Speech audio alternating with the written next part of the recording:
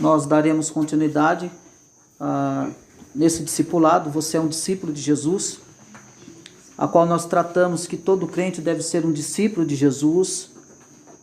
Também falamos sobre o projeto de Deus para os crentes, que é torná-los conforme a imagem de Deus, a imagem de Jesus, a imagem de Cristo. Também falamos sobre a necessidade de formar novos cristãos e treinar os já existentes.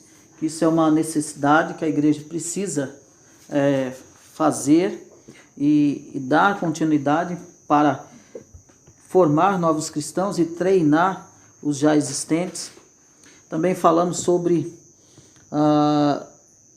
que hoje as pessoas são chamadas a aceitar a Cristo como seu Salvador pessoal, mas no mesmo momento elas são dispensadas de uma vida de compromisso, de aprendizagem da palavra de Deus, uma vida de obediência a Jesus.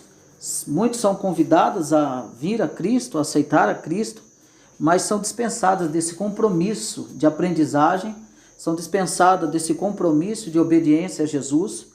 Então elas vêm e elas não têm um propósito, elas não têm um objetivo, elas não têm um segmento de obediência, e elas não têm um segmento também de aprendizagem. Elas não iniciam e nem dão continuidade nisso, sem entender o que significa ser um discípulo de Jesus.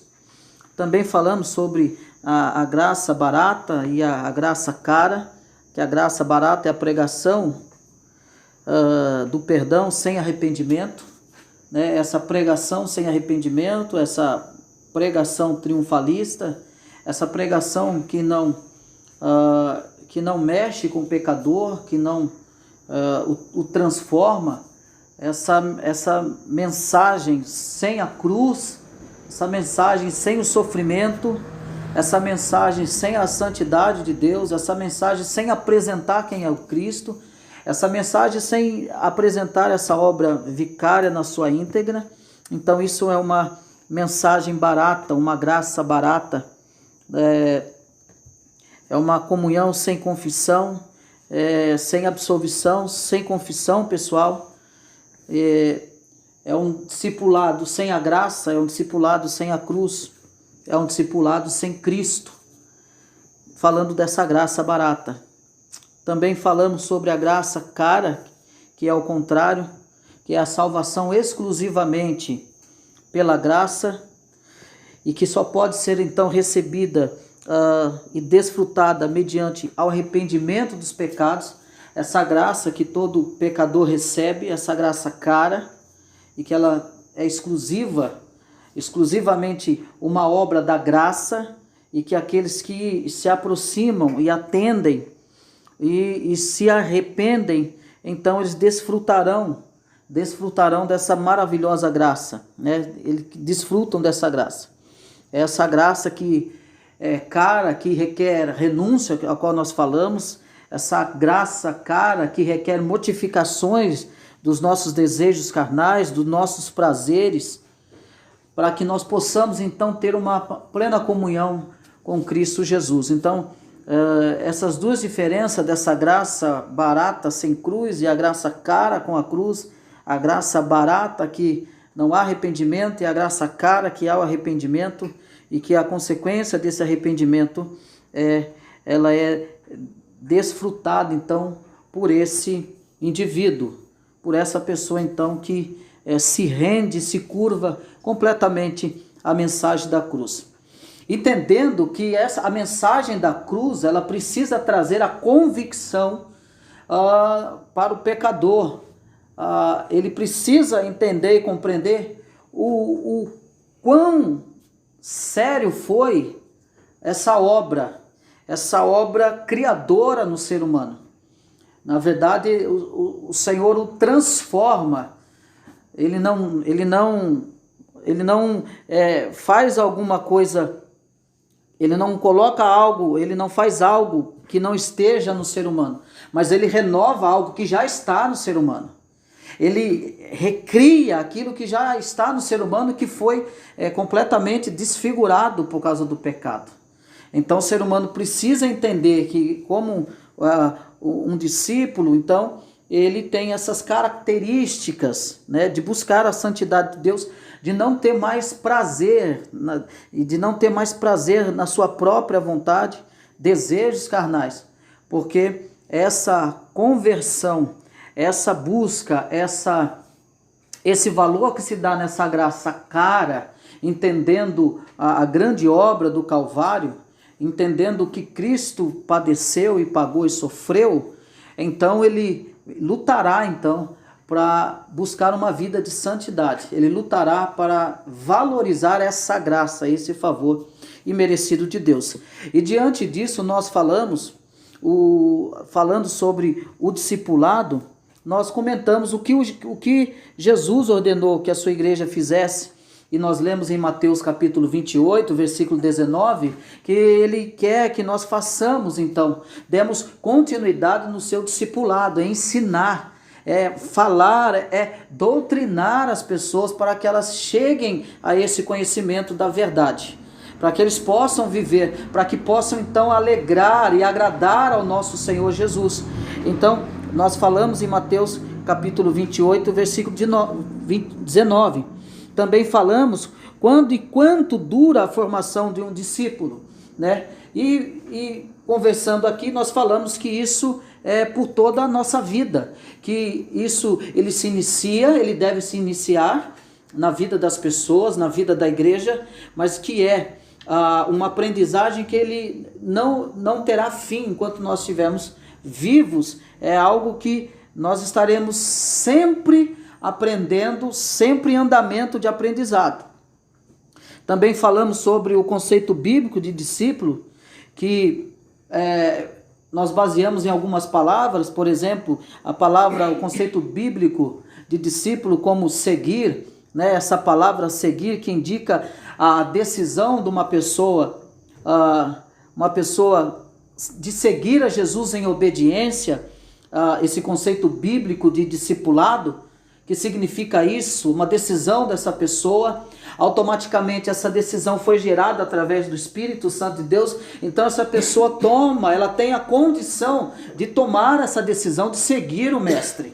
Ela só segue o mestre porque o mestre o chamou. Perceba você, quando os pescadores estavam pescando, Jesus ele vai chamar, fala assim, olha, vinde até mim porque agora eu farei vocês pescadores de homens. Então eles tomam uma decisão, eles decidem, eles deixam as suas redes e começam então a seguir a Jesus em obediência, a seguir ao chamado de Jesus. Então um dos conceitos do discipulado é isso, é seguir, é tomar essa decisão de seguir ao mestre, seguir a sua chamada, seguir a sua ordem. Também outro conceito bíblico para discipulado é o eterno aprendiz. É alguém que ouviu o chamado de Jesus e se tornou seu seguidor, ou seja, se tornou o seu aluno. Então esse conceito, outra palavra que é aprendiz, e que será um eterno aprendiz. Ele então passa a ser seguidor de Cristo, passa a ser o seu aluno e passa a ser o seu discípulo. Outro conceito bíblico também para discípulo é ser imitador, né? Ou imitar, que indica um comportamento modelado, né? Pelo comportamento de outra pessoa. Então, a palavra, esse conceito de discípulo tem também esse conceito de imitar a Cristo, imitar o seu mestre, imitar o seu Messias. É fazer as perguntas, o que Cristo faria se ele estivesse nessa situação, o que Cristo faria se ele tivesse que tomar essa decisão, o que Cristo faria se tivesse que trazer alguma palavra, de que forma Cristo abordaria. Então, esse conceito também, essa última palavra, uma das palavras, que é imitar, ela é bem coerente e ela é bem verdade, porque Paulo ele vai trazer para si a responsabilidade, dizer assim, sedes meus imitadores como eu sou de Cristo. né? Então ele traz essa responsabilidade e ele deixa claro que ele é um imitador, ele é um discípulo, aquele que imita, aquele que traz no corpo as marcas de Cristo. Ele não só imita, como também ele traz a evidência de uma vida fiel, a qual ele segue, acompanha e imita. E ele dá prosseguimento imitando o seu mestre. Então ele declara, falando isso: sede meus imitadores, como eu sou de Cristo. Ele diz que ele traz no seu corpo as marcas de Cristo. Então ser um discípulo é ser um seguidor de Cristo, é ser um aprendiz de Cristo e é ser um imitador de Cristo. E logo depois eu fiz uma pergunta: se nós temos sido um bom discípulo de Cristo. Essa é a grande questão. Será que nós temos seguido a Cristo como discípulo? Temos sido um eterno aprendiz? Temos buscado, temos tido desejo de querer aprender mais, de querer conhecer mais a Escritura, mas não para ter um conhecimento intelectual, não para ter um conhecimento para ter uma formalidade, né? Mas um conhecimento para que a própria vida daquele que busca essa aprendizagem possa ser moldada através da palavra de Deus e através do Espírito Santo de Deus. Essa é a grande verdade do aprendizado. Então, a grande pergunta é: eu tenho sido eu tenho seguido a Cristo, eu tenho deixado e tenho vivido seguir a Cristo em obediência ao chamado que ele me chamou? Eu tenho sido fiel ao meu chamado? Essa é a grande questão. Eu tenho buscado aprender para que eu a cada dia seja moldado por esse aprendizado, para que eu possa então também compartilhar daquilo que eu tenho aprendido da palavra de Deus e o que esse aprendizado tem feito na minha vida. E se eu também tenho procurado a imitar a Cristo, se eu busco e tenho esse grande desejo de imitar a Cristo, e se eu tenho sido um bom discípulo de Jesus Cristo.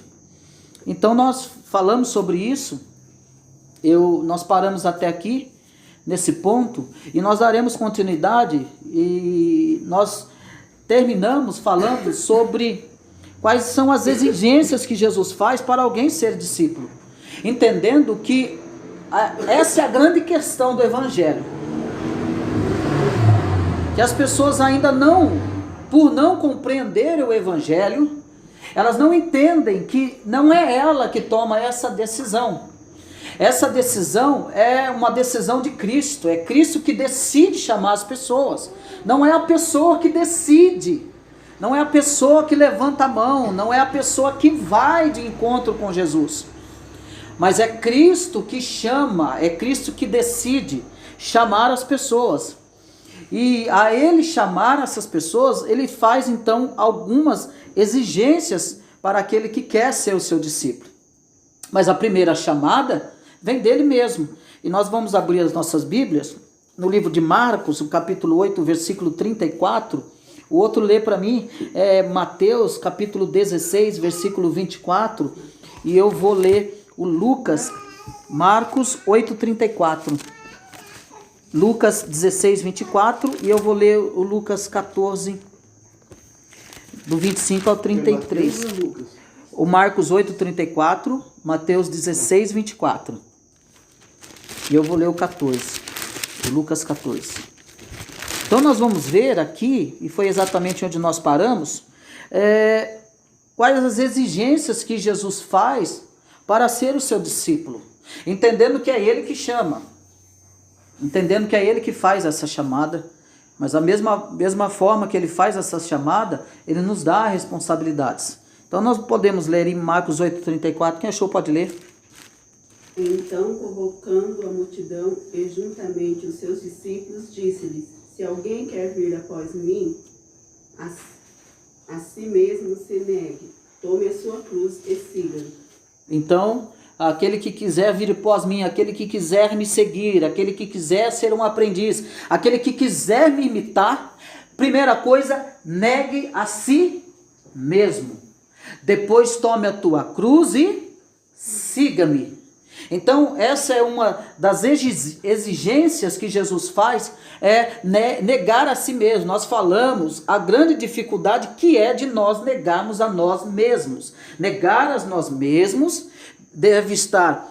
isso só acontecerá se o nosso comprometimento estiver completamente atrelado, ou seja, se nós entendermos que a graça é algo muito caro, então eu terei condições de negar a mim mesmo.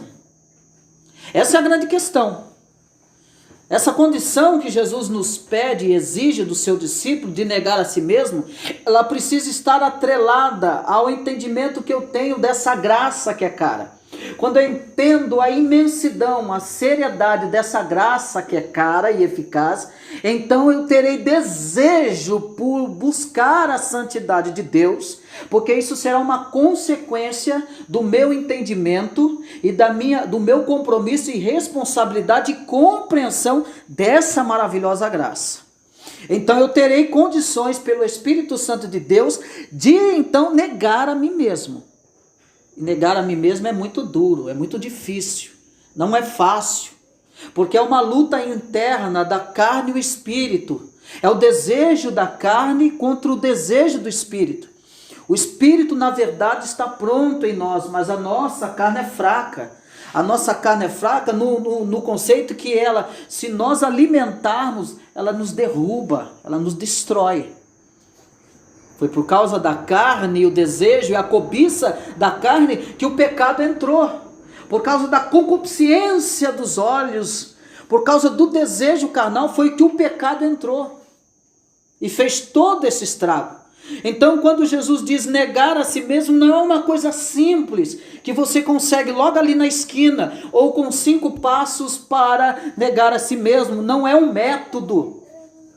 É algo sobrenatural de Deus, é algo que eu valorizo a cruz, a graça, eu tenho a graça como cara, eu tenho a graça como algo santo, eu tenho a graça como algo imaculado, eu tenho a graça como algo que foi preço de sangue. Então eu terei condições de negar a mim mesmo, e aí eu estarei fortalecido para tomar a minha cruz e seguir a Jesus. Tomar a cruz aqui, o conceito de tomar a cruz é ser completamente inimigo desse mundo. É ser completamente andar na contramão desse mundo, na lógica do mundo. Carregar a cruz é receber todo tipo de afronta, que durante toda a história de Cristo na cruz, até a sua morte e crucificação, ele carregou nos seus ombros. Ele carregou a cruz nos seus ombros, a cruz de dor, a cruz de vergonha, a cruz da decepção, a cruz do desamparo, a cruz da falta de companhia, de companheiro e de amigo. Ele carregou tudo na cruz. Então negar a si mesmo e tomar a cruz de Cristo precisa ser algo que somente o Espírito Santo dará condições a nós a fazer, porque senão nós não conseguiremos. É estar disposto. E aí muitas pessoas dizem, mas eu não consigo. Mas por que elas não conseguem? Porque elas não foram levadas para o caminho do Evangelho de forma genuína e plena, qual elas precisam andar. Mas quando essas pessoas são encaminhadas para o pleno Evangelho, então elas terão condições de andar nesse caminho. Elas terão então condições de negar a si mesmo e tomar a cruz de Cristo. Elas terão prazer de levar a cruz. Essa é a grande realidade do Evangelho. O Evangelho diz que, e conhecereis a verdade, e a verdade vos libertará, é libertar o homem de si mesmo. Porque se o homem não for liberto de si mesmo através do Evangelho de Cristo, ele não conseguirá negar a si mesmo e muito menos carregar a cruz. Ele não vai conseguir. Essa é a verdade do Evangelho. Aqui está o cerne do Evangelho e aqui está a resposta, porque muitas pessoas não conseguem. Porque muitas pessoas não crescem, não avançam, não progridem, porque ainda não compreenderam que o Evangelho que Jesus chama para uma responsabilidade. E essa responsabilidade está na valorização que eu dou à graça. Entenderam até aqui? Lê para mim Mateus 16, 24. Então disse Jesus aos seus discípulos: se alguém quiser vir após mim, renuncie-se a si mesmo, toma sobre si a sua cruz e siga-me. Renuncie a si mesmo, tome sobre si a sua cruz.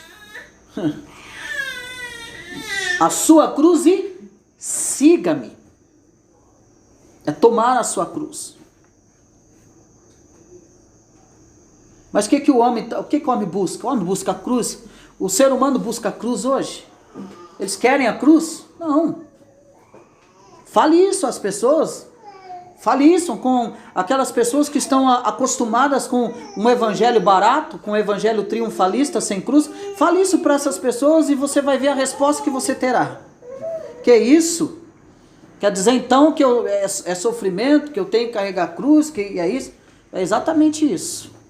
Fale isso e as pessoas rejeitarão aquilo que você vai dizer. Mas olha aqui também o 14, 25 ao 33. Diz assim: grandes multidões o acompanhavam, e ele, voltando-se, lhe disse: se alguém vem a mim e não aborrece a seu pai e mãe, e mulher e filhos, irmãos e irmãs, e ainda a sua própria vida, não pode ser meu discípulo. Se essas pessoas forem maiores do que eu, você não pode ser meu discípulo. Se o teu marido, se a tua esposa for maior, o seu amor, a sua devoção for maior por eles do que a mim, você não pode ser meu discípulo.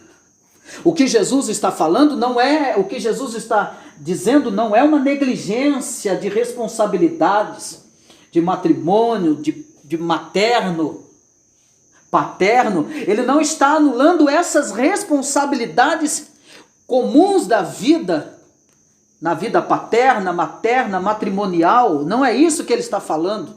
Ele está dizendo que se tudo isso for maior que o amor por ele, ou a sua obra, vocês não podem ser meus discípulos, porque vocês abandonarão rapidamente. Rapidamente vocês deixarão. Vocês esquecerão da minha obra. E ele continua dizendo: e qualquer que não tomar a sua cruz e vier após mim, não pode ser meu discípulo. Olha que interessante o que ele está dizendo aqui. Quem olhar para esse texto vai achar: nossa, como que Jesus é mau, não é? Jesus está dizendo que aquele que vem a mim e não aborrece a seu pai, então tem que aborrecer meu pai, eu tenho que aborrecer a minha mãe, e ainda a sua própria vida, não pode ser meu discípulo, então eu tenho que aborrecer essas pessoas. O que Jesus está querendo dizer é que por muitas vezes aquele que quer ser discípulo, ele será uma chateação para os próprios da casa, para o próprio pai, para a própria mãe, para os próprios irmãos. Ele será uma chateação para a sua própria vida. As pessoas terão a sua vida como algo insignificante. Ele diz: não pode ser meu discípulo. E qualquer que não tomar a sua cruz e vier após mim, não pode ser meu discípulo. Ele repete. Ou você abandona o mundo e traz para si a sua cruz e segue, ou então você não pode ser meu discípulo. Pois qual de vós, pretendendo construir uma torre, não se assenta primeiro para calcular a despesa e verificar se tem os meios para a concluir? Para não suceder que, tendo lançado os alicerces e não a podendo acabar, todos a que a virem zombem dele, dizendo: este homem começou a construir e não pôde acabar. Ou qual é o rei que, indo para combater outro rei, não se assenta primeiro para calcular se com 10.000 homens poderá enfrentar o que vem contra ele com 20.000? Caso contrário, estando outra ainda longe, envia-lhe uma embaixada pedindo condições de paz. Assim, pois, todo aquele que dentre vós não renuncia a tudo quanto tem, não pode ser o meu discípulo. Interessante que ele vai usar esses termos de cálculo. Ele está dizendo: pense bem o que você vai fazer. Calcule, tenha estratégia o que você vai fazer. Você não vai vir a mim de qualquer forma. Ele está dizendo: não venha a mim de qualquer jeito, de qualquer forma. Ou você pense bem o que você vai fazer, calcule, projete. Ou então não venha, porque aquele que vem não pode, aquele que coloca a mão no arado não pode mais tirar a mão do arado. Aquele que começou a caminhar para frente não pode mais voltar para trás. Então vocês pensem muito bem. Pense bem se é isso que vocês querem, se é isso que vocês desejam, ser o meu discípulo. Ser meu discípulo significa em ser chateação para muita gente. E como eu disse, que às vezes vai começar isso dentro da nossa própria casa. Você vai para a igreja, o que você vai fazer lá? Vai lá. E por causa de alguns generalizam, né? Vai lá para pastor tal vai roubar seu dinheiro, que não sei, vai te enganar. É assim, é essas coisas que a gente ouve. Tá lá perdendo o seu tempo. Como nós dissemos, o jovem vai fazer o que na igreja? Por que não tá na balada, tá curtindo a vida? As pessoas, por que você vai fazer lá? Que vida chata. Não, meus queridos, não. O que nós estamos fazendo aqui, nós estamos ajuntando tesouro no céu. Onde a traça, a ferrugem não corrói. O que nós estamos fazendo aqui, que isso na ótica humana, ninguém vê o que está acontecendo aqui, mas na ótica do céu, nós estamos granjeando no céu, é lá o nosso tesouro, não é aqui. Para a ótica humana nós estamos perdendo tempo aqui agora, mas Jesus disse não, pensem, calculem, projetem. Dá pra gente fazer um adendo àquela parábola que aquele homem que acha aquela pérola preciosa? Exatamente. Ele guarda. Ele vende tudo para poder adquirir aquela pérola. Ele entendeu o valor daquela pérola. E ele guarda, ele faz de tudo para guardar. Assim tem que ser a vida do discípulo. Você é um discípulo de Jesus, então guarde isso como uma pérola. Dê a sua vida por isso.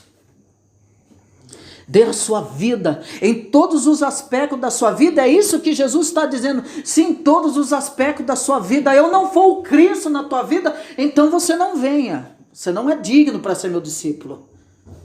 Ah, como é difícil às vezes ouvir essas palavras. Mas essa é a realidade do discipulado.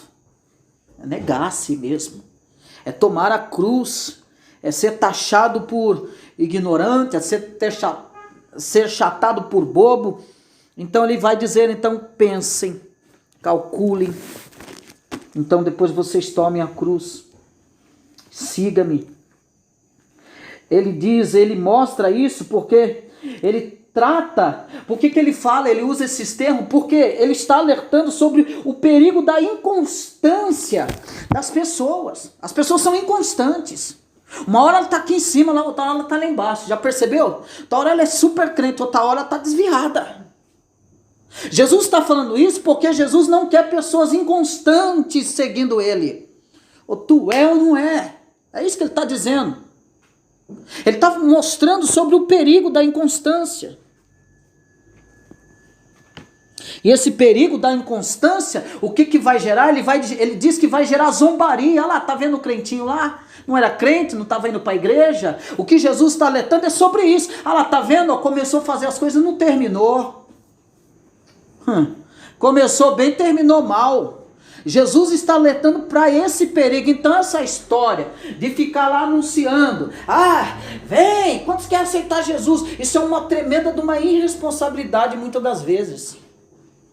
Porque se chamam as pessoas, aquilo que eu disse no início do estudo discipulado, se chamam as pessoas para aceitar a Cristo, mas não ensinam a ela, não levam a ela para uma obediência, um compromisso com Cristo. Aquela ânsia, aquela ganância de ter números, mas se esquece do principal, fazer e formar discípulos. E as pessoas vivem o evangelho numa inconstância e vai trazendo vergonha para o evangelho. Então Jesus está alertando o sentido desse texto aqui, que nós lemos, o capítulo 14, Lucas 23, 25 ao 33, é o perigo da inconstância que resulta na zombaria contra esses crentes. Então Jesus fala, preste bem atenção no que vocês vão fazer. É muito sério. Alguma pergunta aqui? Algum comentário? Tá claro isso aqui? Então é isso que ele vai tratar. E depois nós vemos essas exigências que Jesus trata e trabalha.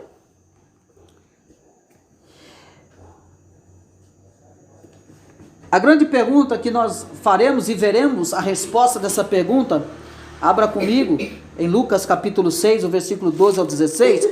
Quem escolheu e treinou os primeiros discípulos cristãos? Então nós vamos ver essa resposta em Lucas 6, o versículo 12 ao 16. Quem achou pode ler, por gentileza. Quem escolheu e treinou os discípulos, os primeiros discípulos cristãos? Pode ler, meu irmão. E aconteceu que naqueles dias saiu ao monte a orar e passou a noite em oração a Deus. E quando já era dia, chamou a si os seus discípulos e escolheu 12 deles, a quem também deu o nome de apóstolos: Simão, ao qual também chamou Pedro, e André, seu irmão, Tiago e João, Filipe e Bartolomeu, Mateus e Tomé, Tiago, filho de Alfeu, e Simão, chamado Zelote, e Judas, irmão de Tiago, e Judas Iscariotes, que foi o traidor. Então, nós vemos que quem escolheu e quem treinou os primeiros discípulos cristãos foi Cristo. Cristo escolhe, Cristo treina. É Cristo que chama, é Cristo que vocaciona. Não existe essas vocacionada no espelho. Esses litros de azeite na cabeça que a pessoa joga e fala, agora você vai. Não, é Cristo que chama, é Cristo que vocaciona. E aqui ele chama os apóstolos, é ele que escolhe os apóstolos. É ele que vocaciona os apóstolos e é ele que treina os apóstolos. É ele que chamou os primeiros discípulos, é ele que treinou, é ele que capacitou. Lê para mim Marcos também, capítulo 3, versículo 13 ao 15. E o outro pode ler para mim Mateus 10, do 1 ao 4. Marcos 3? Marcos 3, do versículo 13 ao 15. E subiu ao monte e chamou para si os que ele quis, e vieram a ele. Opa, só um minutinho. E chamou, presta bem atenção nessas palavras, é nisso que você tem que pegar. E chamou para si quem ele... Eu gostei desse termo. É fenomenal, fantástico. Quem ele quis. Pode continuar, meu irmão. E nomeou 12 para que estivessem com ele e os mandasse a pregar, e para que tivessem o poder de curar as enfermidades e expulsar os demônios. Exatamente, até o 15. Já foi. E a exercer a autoridade de expelir demônios. Então, ele subiu ao monte e chamou o que ele mesmo quis, e vieram para junto dele. Então ele designou, essa palavra designar, é um verbo, designar, ele então autentica, ele determina, é uma determinação dele, é uma ordenança dele, esse designar aqui. Essa palavra designar é uma ordenança dele. Isso é algo extraordinário. E essa palavra ele quis. Ele que quis. Aí entra na parte da predestinação, os escolhidos, ou não? Aqui nesse termo não. Aqui é a questão dos apóstolos, né? Aqui entra na questão dos apóstolos. Então ele quis, ele mesmo quis, e vieram para junto dele, que é a escolha dos 12 apóstolos. Também Lucas 14, Mateus 10, do 1 ao 4. Tendo chamado seus 12 discípulos, deu-lhes Jesus autoridade sobre o espírito imundo para o expelir e para curar toda sorte de doença e enfermidades. Ora, os nomes dos 12 apóstolos são estes: primeiro Simão, por sobrenome Pedro, e André, seu irmão, Tiago, filho de Zebedeu, e João, seu irmão, Filipe, Bartolomeu, Tomé e Mateus, o publicano, Tiago, filho de Alfeu e Tadeu, Simão, o Zelote, e Judas Iscariotes, que foi quem o traiu. Então você perceba que ele chama, e é ele mesmo que dá autoridade, ele dá essa autoridade. A autoridade não vem deles, é uma autoridade outorgada. É uma autoridade dada por alguém. Cristo dá, outorga essa autoridade aos discípulos. Ele dá essa autoridade. Não é uma autoridade buscada. Não é uma autoridade conquistada pelos próprios méritos deles. Não. É uma autoridade dada, outorgada. Ele quis dar a autoridade para eles. É diferente do que a gente vê por aí, né? Eu tenho autoridade. Tem autoridade de quem? Quem te deu autoridade? Eu tenho poder. Quem que te deu o poder? Essa autoridade que os apóstolos receberam do próprio Cristo, de orar e de expulsar demônios, né? Para expelir, para curar toda a sorte de doença e enfermidades. Ele deu isso. É Ele quem dá. É Ele quem capacita para isso. Então, nós percebemos que é Ele que chamou então os primeiros discípulos e treinou os primeiros discípulos cristãos. E o que nós temos que fazer? Nós temos que estar baseado no fundamento dos apóstolos e darmos continuidade nesse discipulado aqui. Darmos continuidade. Então é Ele que fez isso. Outra coisa que nós precisamos ver, qual é o propósito do treinamento de discipulado. E quando que esse treinamento será alcançado? Qual que é o propósito? Nós vamos ver, olha, abre comigo em Gálatas, capítulo 4, versículo 19. E o outro abre para mim em Efésios, capítulo 4, versículo 13 e 14. Gálatas 4, 19. Vamos ver qual é o propósito do treinamento do discipulado. 4, 19. Pode ler. Meus filhos, por quem de novo sofro as dores de parto, até ser Cristo formado em vós. Então, o propósito do treinamento é até que sejam formados, até que chegam na plenitude, até que Cristo seja formado em vós, até que eu veja como Cristo vê, até que eu fale como Cristo falaria, até que eu pense como Cristo pensaria, até que eu haja como Cristo agiria, até que eu caminhe com as pegadas que Cristo caminharia. É isso que Paulo está dizendo. O propósito do discipulado é formar Cristo em vós. É formar Cristo nas pessoas, é tornar as pessoas cada dia mais parecidas com Cristo, é fazer com que as pessoas vejam, a humanidade olhe para o ser humano, para aquele que é cristão e veja os traços de Cristo na vida dele.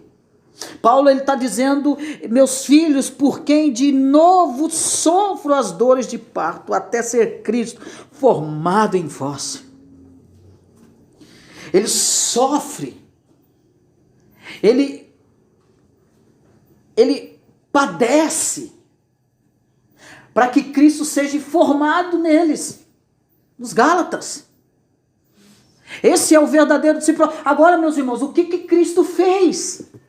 O que Cristo fez, Diego? Cristo padeceu,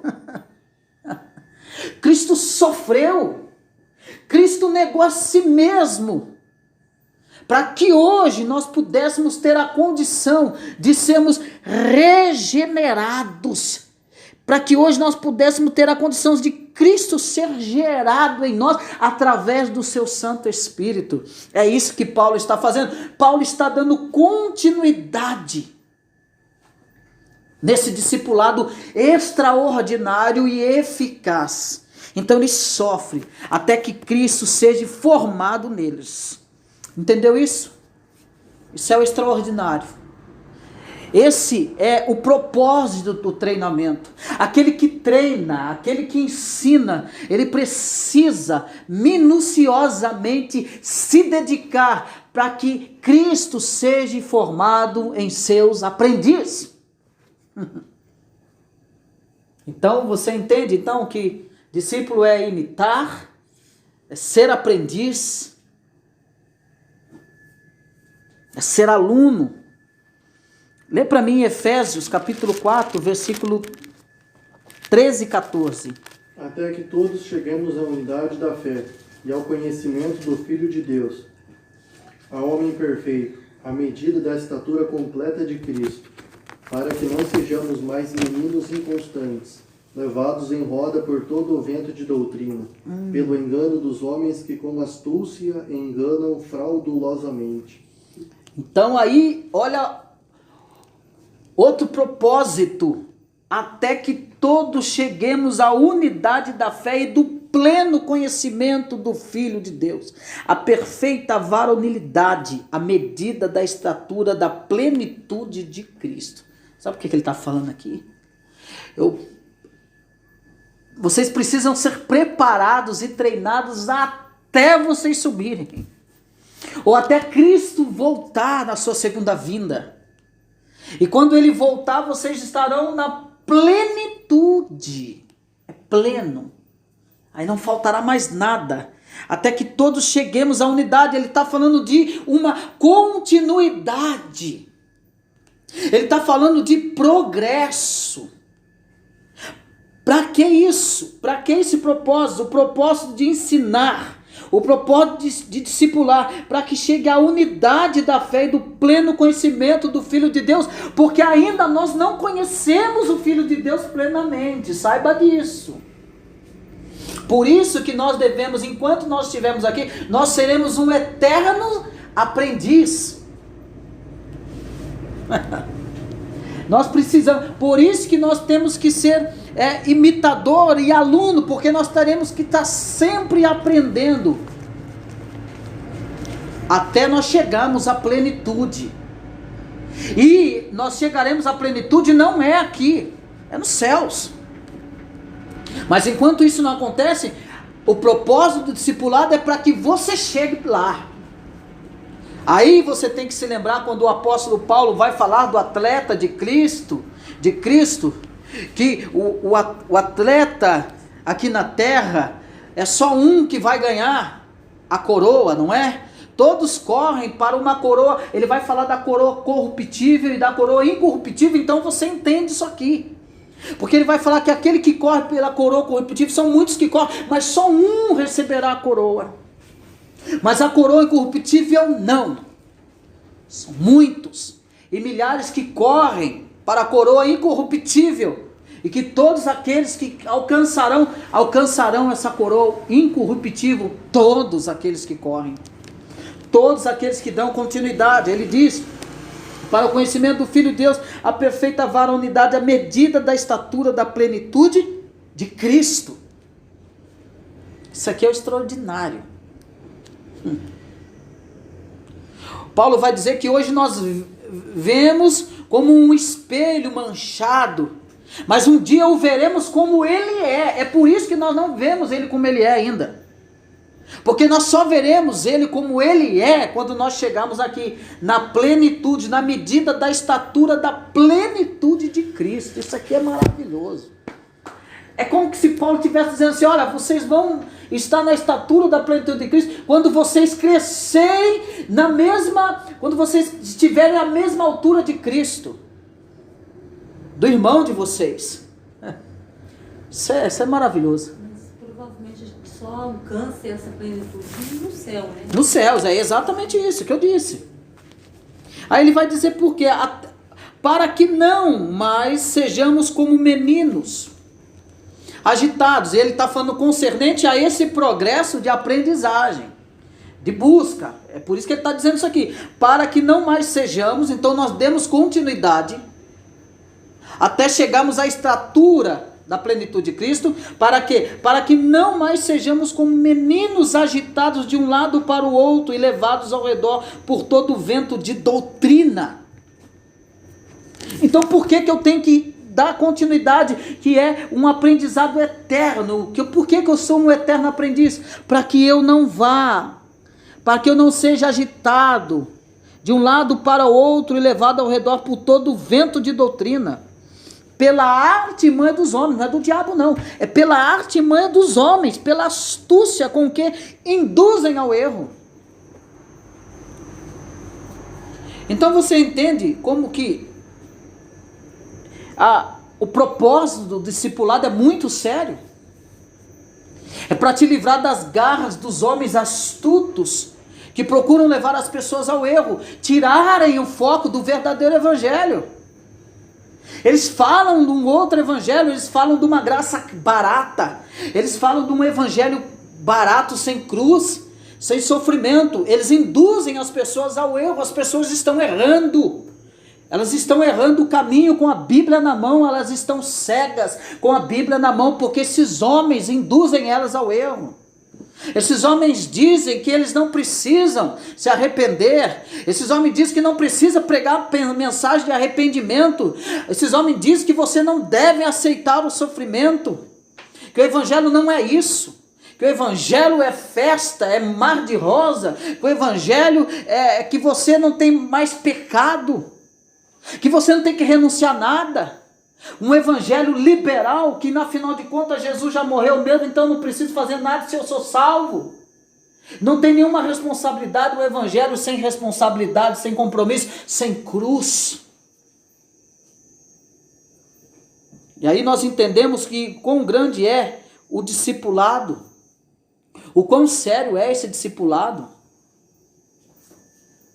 Aí você vê quantos crentes equivocados, quantos crentes perdidos, não sabem o que fazem, não sabem o que pensam, não sabem o que falam. E aí você vê, é como eu ouvi um tempo desses, da boca de um senhor de 60 anos, me convidando para ir na igreja dele, dizendo assim: você precisa ir na minha igreja, você tem que conhecer a minha pastora, porque ela é quase uma deusa. De onde que tirou essa ideia? Que ideia é essa? Tudo que ela fala acontece. Que evangelho é esse que esse senhor de 60 anos aproximadamente ele tinha? Que evangelho é esse que ele foi ensinado, foi discipulado? O que ele aprendeu, meu Deus do céu? Enquanto Paulo dizendo que padece, para que Cristo seja formado nas pessoas, Cristo mostra o exemplo, ele padece. Para que as pessoas vivem o reino de Deus aqui e agora. As outras pessoas estão idolatrando mulheres, idolatrando homens, achando que eles são deuses. Essas pessoas que são completamente induzidas, é o que Paulo está dizendo, induzidas ao erro. Você vai na igreja por quê? Não, eu vou na igreja porque lá o negócio acontece. Eu vou porque eu vou lá buscar a minha bênção. Ele não entendeu nada do evangelho. Fulano, o que você ouviu lá? Não, eu não sei, mas aquela melodia foi bonita. Fulano, qual que foi o centro da mensagem? O que deu? Eu não sei, mas aqueles gritos teve unção. O evangelho. Ele diz: para que não sejais como meninos agitados de um lado para o outro. E está cheio de gente assim. Está cheio de meninos aí hoje. Cheio. Que são levados para lá e para cá. Ah, tem profecia ali? Tem, vamos embora. Ah, tem revelação? Tem, vamos embora. Eu, entre aspas, tá? Que fique gravado isso aqui. Tem profecia, tem profeta, tem isso, tem aquilo. Então vamos lá, vai fazendo, vai picando cartão nas igrejas, onde tiver profeta, tiver bagunça, tiver grito, tiver revelação, vamos embora.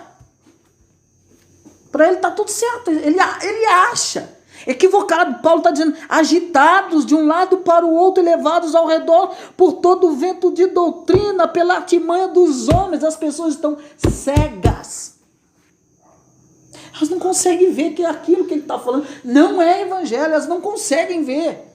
Elas ficam completamente anestesiadas, enfeitiçadas. Paulo vai dizer que os homens, que Gálatas estava enfeitiçado. Ele fala assim, quem vos enfeitiçou? Ele vai falar com os Gálatas. Quem que vos enfeitiçou? Vocês estão enfeitiçados. É assim que está hoje. As pessoas estão enfeitiçadas por aparentes revelações, aparentes profecias. Elas estão enfeitiçadas com 2, 3 Bíblias dentro de casa. com mais de 2 líderes dentro da igreja, mas ninguém ensina o evangelho para ele. E ele continua acreditando. Não, se você fechar a porta da sua casa e a janela, acho que vai encher de bichinho lá dentro. Isso, fecha. Entenderam isso, meus irmãos? Abre também em Filipenses, capítulo 3, falando do propósito desse treinamento. Então, o propósito disso, do discipulado, para esse treinamento, é exatamente isso: preparar o crente, deixar o crente esperto.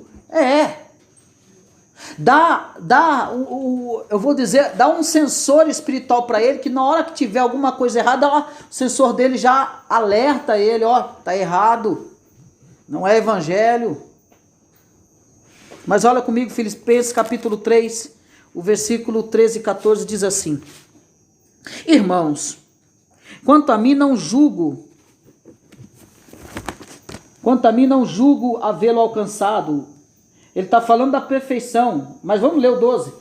Não que eu tenha, ele vai falar da soberana vocação, apagou a luz, Calil. Não que eu tenha já recebido ou tenha já obtido a perfeição. Olha o que ele vai dizer aqui. Mas prossigo. Ele diz, eu dou continuidade, eu prossigo, eu tenho um alvo, eu tenho um propósito. Eu prossigo para conquistar aquilo para o que também fui conquistado por Cristo Jesus. Eu prossigo, eu tenho um propósito. O propósito para aquilo que também fui conquistado. Qual foi o propósito do Filho nessa humanidade? Glorificar, adorar ao Pai, não foi? Realizar a vontade do Pai. Ele está dizendo, aquilo também, por aquilo que para o que também fui conquistado por Cristo Jesus, eu prossigo para esse alvo. Eu tenho um propósito, ele está dizendo. Irmãos, quanto a mim, não julgo havê-lo alcançado, mas uma coisa faço. Ele não está falando que ele é perfeito, Paulo. Mas ele está dizendo, mas uma coisa eu faço. Olha o que ele vai fazer, olha o propósito dele, olha comigo. Esquecendo-me das coisas que para trás ficam. O que é? Aquele que quiser vir após mim, tem que fazer o quê? Negar-se a si mesmo. Tomar a sua cruz e... Tomar a sua cruz, negar-se a si mesmo. O que Paulo está dizendo aqui? Mas eu prossigo para o alvo, mas o que eu faço? Mas uma coisa eu faço. Então eu não só tenho um propósito, eu tenho um objetivo. Qual é o meu objetivo? Prosseguir. Mas o que eu faço? Eu esqueço-me das coisas que para trás ficam. Eu avanço para uma nova realidade de vida. A minha nova realidade de vida, eu prossigo para o alvo agora. Uma vez eu fui conquistado por Cristo, por uma obra, então eu prossigo. Eu dou prosseguimento, me esquecendo do passado, das coisas que para trás ficam. Então eu esqueço e prossigo. Ele diz aqui, me esquecendo das coisas que para trás ficam, e ele vai dizer, e avançando para as que diante de mim estão. Aí ele vai dizer, versículo 14, prossigo para o alvo, para o prêmio da soberana vocação de Deus em Cristo de Jesus. O que é um discipulado então? É uma continuidade. O que é o propósito do treinamento do discipulado? É para que avance para as coisas que está diante de nós. O que está diante de nós, meus irmãos? A glória futura. O que está diante de nós, meus irmãos? Há uma cruz que nos aguarda. Mas há uma glória, há uma coroa de glória que nos espera. Paulo está falando isso e olhando para a eternidade. Eu prossigo. Eu vou esquecendo das coisas que para trás ficam. E eu avanço para que estão diante de mim. Eu avanço para o prêmio da soberana salvação. Ele vai dizer no versículo 15. todos, pois que somos perfeitos, tenhamos esse sentimento, e se porventura pensais de outro modo, também isto Deus vos esclarecerá. Todavia, andemos de acordo com o que já alcançamos. Nós já alcançamos, então andemos de acordo. Prosseguimos em conhecer a verdade do Evangelho. Mas as pessoas insistem em ficar paradas, elas não prosseguem, elas não dão continuidade. Elas ficam completamente despreocupadas, negligentes, irresponsáveis espiritualmente, só esperando que nem a mãe dos seus pintainhos que vai pegar o alimento, ou a águia que sai em busca do alimento para o seu filhote, e ela traz na boca do seu filhote. E aqueles filhotinhos ficam com os bicos abertos, esperando a mãe trazer aquele inseto para que eles se alimentem. Só que esse processo é só um tempo. Haverá um tempo que eles sairão sozinhos, criarão as suas asas, as suas penas, e eles sairão em busca do seu próprio alimento. O que Cristo fez? Cristo veio e nos abriu a porta. Nós não tivemos trabalho nenhum para abrir a porta, mas Ele abriu a porta da salvação e falou: entre por ela. Ande por esse caminho. Cristo veio e preparou esse caminho insondável, incalculável, imensurável. Ele prepara esse caminho, e o que nós temos que fazer é o quê? Continuar andando nesse caminho até chegarmos para o alvo que está diante de nós. É isso que ele está dizendo. Até aqui tudo bem? Alguma pergunta? Está claro? Estou bem claro para vocês? É isso que o apóstolo Paulo está dizendo. Então, esse é os propósitos do discipulado. A Bíblia também nos oferece a teoria do aperfeiçoamento para o treinamento de discipulado. Vamos ler em Colossenses, capítulo 1, o versículo 28 e 29. Quem achou pode ler, por gentileza. Colossenses 1, mostrando que a Bíblia nos oferece a teoria do aperfeiçoamento para o treinamento de discípulos. Colossenses 1, 28 e 29. O qual nos anunciamos, advertindo a todo homem e ensinando a todo homem em toda sabedoria, a fim de que apresentemos todo homem perfeito em Cristo. Para isso é que eu também me acadio, esforçando-me o mais possível, segundo a sua eficácia, que opera eficientemente em mim.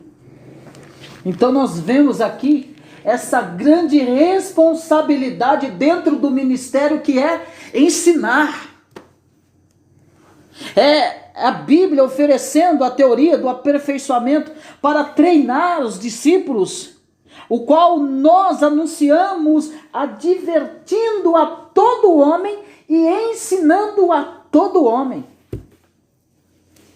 Essa é a teoria do aperfeiçoamento, do discipulado, do treinamento. É o líder ensinar, a liderança ensinar todo homem.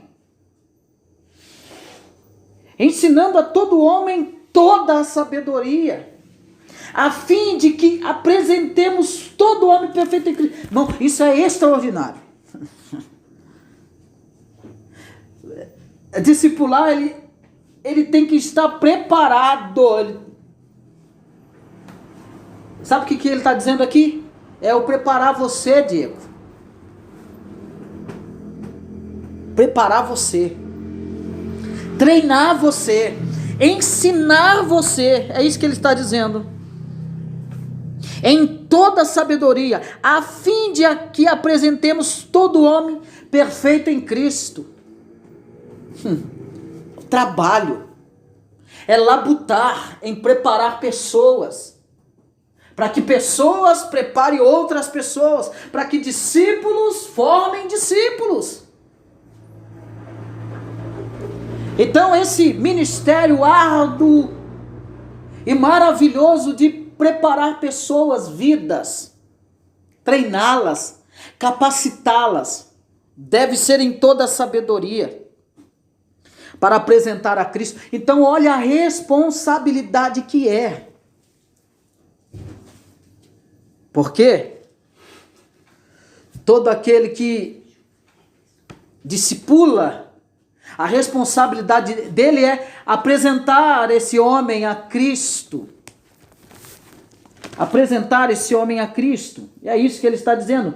Para isso é que eu também, aí Paulo vai dizer, para isso que eu também me afadigo, esforçando-me o mais possível, segundo a sua eficácia que opera eficientemente em mim. Ele está falando de esforço, dedicação. Então a teoria que a Bíblia oferece do aperfeiçoamento para o treinamento do discípulo esse esforço, é essa fadiga que se faz para treinar, para apresentar pessoas a Cristo. Olha, Senhor, está aqui, eu treinei ela, eu discipulei ela, eu ajudei ela na sua formação, no seu crescimento. Será que as pessoas querem hoje se afadigar, gastar tempo com pessoas? As pessoas nem sequer querem ouvir, às vezes, a gente em 5 minutos. Elas não têm paciência para ouvir, mas o discipulado é se afadigar, é gastar tempo ensinando, preparando. É ter esse momento, e é exatamente isso que ele está falando, o apóstolo Paulo está falando. Essa preparação é advertir contra o erro doutrinário e moral. É ensinar, é advertir, é alertar contra o erro moral e doutrinário. É o líder alertar, chamar a atenção dos seus liderados. É preparar, é ensinar toda a vontade de Deus para aqueles que estão sendo discipulados. É mostrar exatamente isso que estamos fazendo como discipulados. É mostrar toda a verdade de Deus. É preparar todo homem para ser apresentado para Deus. Tem uma canção que diz assim: posso, tendo as mãos vazias, com Jesus eu me encontrar. Quantas almas poderia ao Senhor apresentar? É exatamente isso. É apresentar ao Senhor homens que foram preparados, treinados. Então entende que no início não é só chamar as pessoas para aceitar a Cristo. Não é só isso. Mas é trazer a mensagem da salvação, mas também depois se responsabilizar em treiná-las, prepará-las, capacitá-las. É exatamente isso, ensiná-las, a adverti-las contra o erro doutrinário e moral, ensiná-la toda a verdade de Deus e preparar para ser apresentado para Deus. Essa é a teoria do aperfeiçoamento. Agora uma pergunta que eu quero fazer para vocês, que está aí no versículo 28. O que significa o homem perfeito em Cristo? Vocês queriam me dizer o que significa? Ele diz aqui, o qual nós, 1 Colossenses capítulo 1, versículo 28, ele diz, o qual nós anunciamos advertindo todo homem e ensinando a todo homem em toda a sabedoria, a fim de que apresentemos todo homem perfeito em Cristo. O que significa o homem perfeito em Cristo? O que vocês acham? Vamos lá, enquanto eu tomo uma água. Cuidado, nem bicho aí dentro. Tô de olho, tô esperto aqui. O que vocês acham que significa um homem perfeito em Cristo? Vamos lá, vamos falar. Vocês precisam pôr a mente para funcionar. Não sei não. Christopher, vem pra cá. Joga bater na parede, é perigoso você manchar ela, se matar o bicho na parede. Vem pra cá. Vocês têm, o que vocês pensam de um homem perfeito em Cristo? O que seria para você? O que você vê? seria o homem que obedece a Deus, segue as suas leis? Esse conceito de perfeição que Paulo vai tratar aqui e vai usar, significa a completude ou a maturidade. Esse termo que ele usa de perfeição aqui, do homem perfeito. É um homem maduro. Para ficar bem claro, é um homem maduro, centrado, equilibrado nas escrituras, completamente preparado. Que não cai nesses ventos. Exatamente, afiado, com a espada afiada, pronta a se precisar para tirar da bainha. É esse homem na sua completude ou na sua maturidade, que é provável que a referência seja a volta de Cristo, quando todo cristão conhecerá nele próprio o término da obra de Cristo. Então é esse amadurecimento. Ter esse amadurecimento, que não é levado para qualquer vento de doutrina, ele está pronto, preparado. Ele está em alerta. Quando a maré vai para lá, ele vem para cá. Saiu novidade, ele vai analisar nas escrituras. Tudo para ele tem que estar de harmonia com as escrituras. Ele não é a Maria vai com as outras. Desculpa esse jargão chulo, mas essa é uma realidade. Ele não é a Maria que vai com as outras, porque ele é alguém maduro. Ele não é menino mais. Ele não escuta coisas e fica balançado. Ele não fica com dúvida, porque ele tem uma maturidade centrada nas escrituras. Ele tem harmonia com as escrituras, porque ele a lê, porque ele medita, porque ele obedece. É essa maturidade que o apóstolo Paulo está dizendo que ele se afadiga em ensinar as pessoas.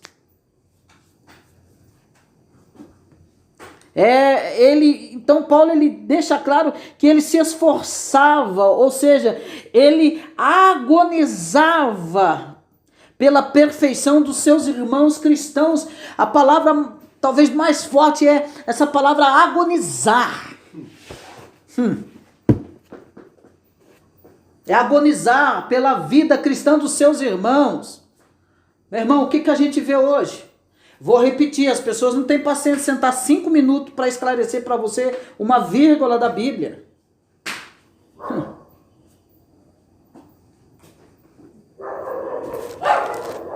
Será que está tudo certo? E aí a gente tem que perguntar, meu Deus, será que eu aprendi direito? Então ser o homem perfeito é ser maduro. Aí esse homem maduro estará pronto então para fazer outro discípulo. É discípulo fazendo discípulo. Mas ele tem que estar maduro, pronto, preparado. Mas antes disso tem que ter o outro, um Paulo na vida que o prepare, que agonize pela vida cristã desse irmão. Esse agonizar, ele está em que sentido? Sentido de... É de sofrer, irmão, é padecer. Receber consequências da sua dedicação. Às vezes se anular a si mesmo. E aí você traz para os nossos tempos hoje, é gastar tempo. Noites, dias. Se preocupar. De ir para o travesseiro e orar. Por esses irmãos. Todas as áreas da vida dele é se preocupar, é estar com o irmão dia a dia, é sentir a falta do irmão, é estar nessa harmonia, é essa entrega pela vida do outro. Os 2 mandamentos. Ame a Deus sobre todas as coisas e ao teu próximo como a ti mesmo. Entendeu? Se eu amo meu próximo como a mim mesmo, então eu vou fazer eu vou me dedicar, eu vou agonizar, eu vou me gastar. E esse amar o próximo como assim mesmo é tão profundo. É profundo. Às vezes a pessoa pode falar e não entender o real significado dele. Não entendeu. É muito É se doar. É fazer o que Cristo fez por nós. Isso vale para os inimigos também. Vale para os inimigos. Se Né? ele te convidar para andar uma milha, anda duas com ele. Sim. Se ele pedir uma face, dá outra. Esse ensinamento da face é extraordinário, viu? É coisa maravilhosa. Tem um sentido ali, porque Jesus falou aquilo ali. A face.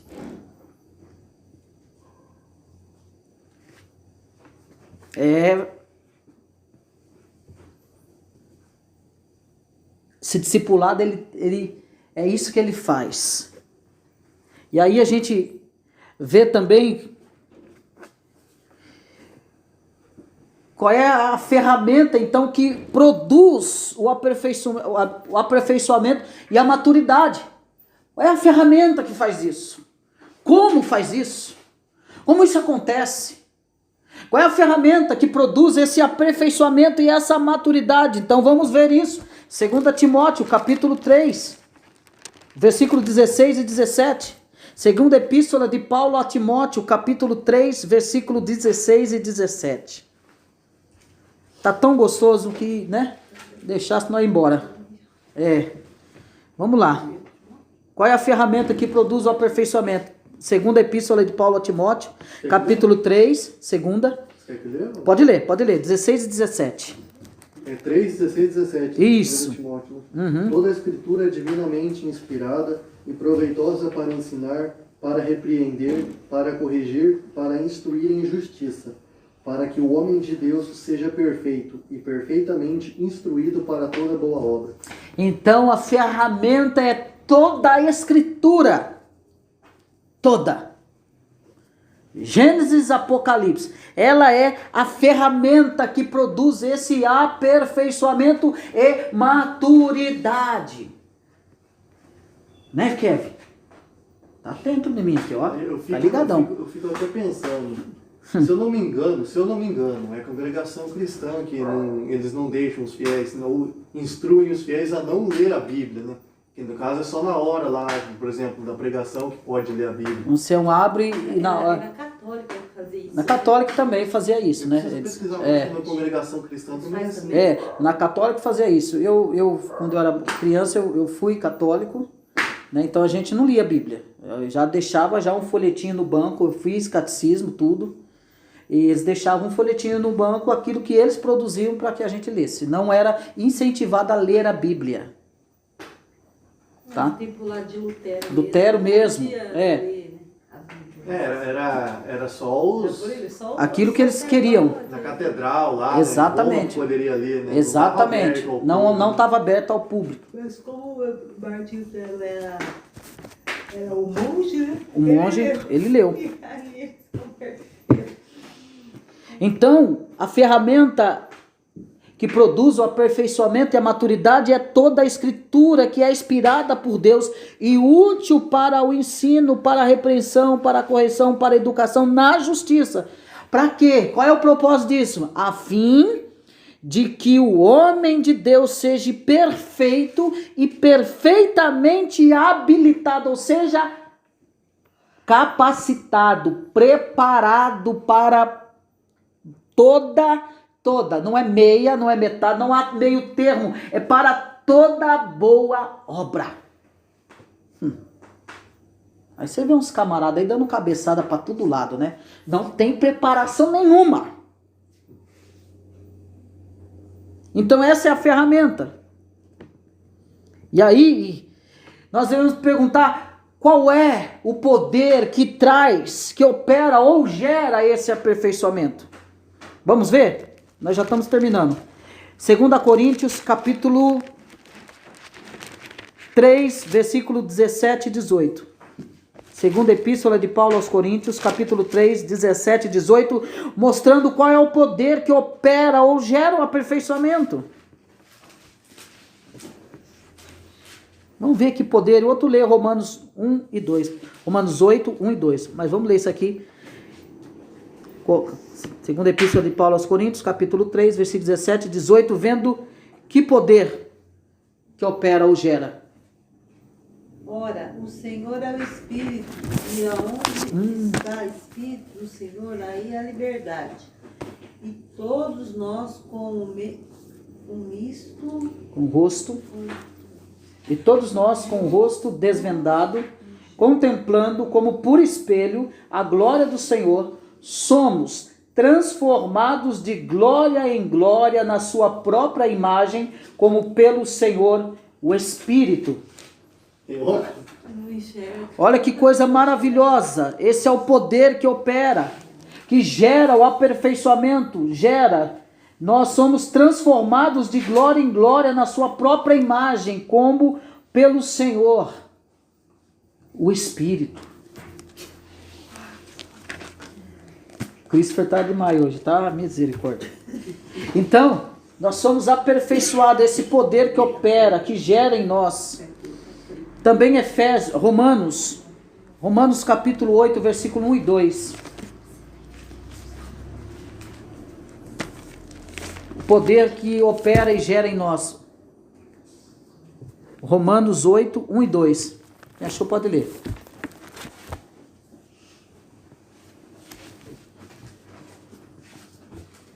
Romanos 8, 1 e 2.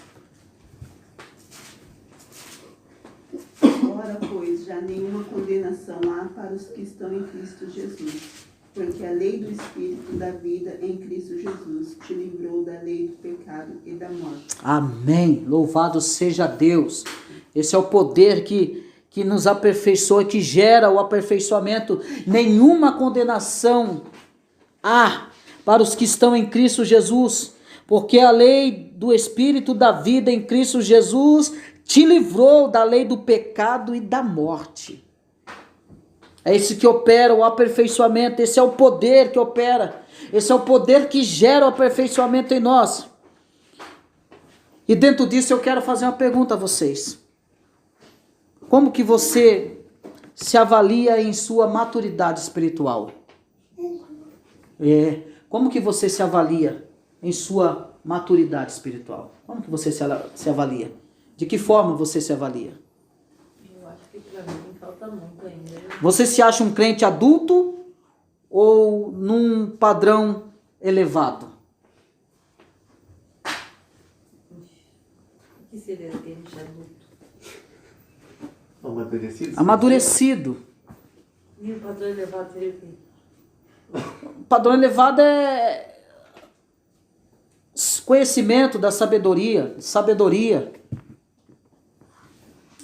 De que forma que você se avalia? Eu tenho muito a conhecer ainda, eu tenho muito a crescer ainda, eu tenho muito a desenvolver ainda no sentido espiritual. Como que você se avalia? Como que você avalia agora, hoje? Talvez quase que um recém-nascido. Quase um recém-nascido também? Ou mediano?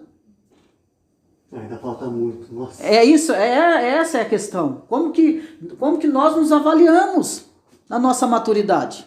Qual é o nível que eu estou? Eu estou num nível elevado, acima? Não vai falar acima da média, pelo amor de Deus. Mas eu estou num nível acima, eu tenho condições de discipular alguém hoje.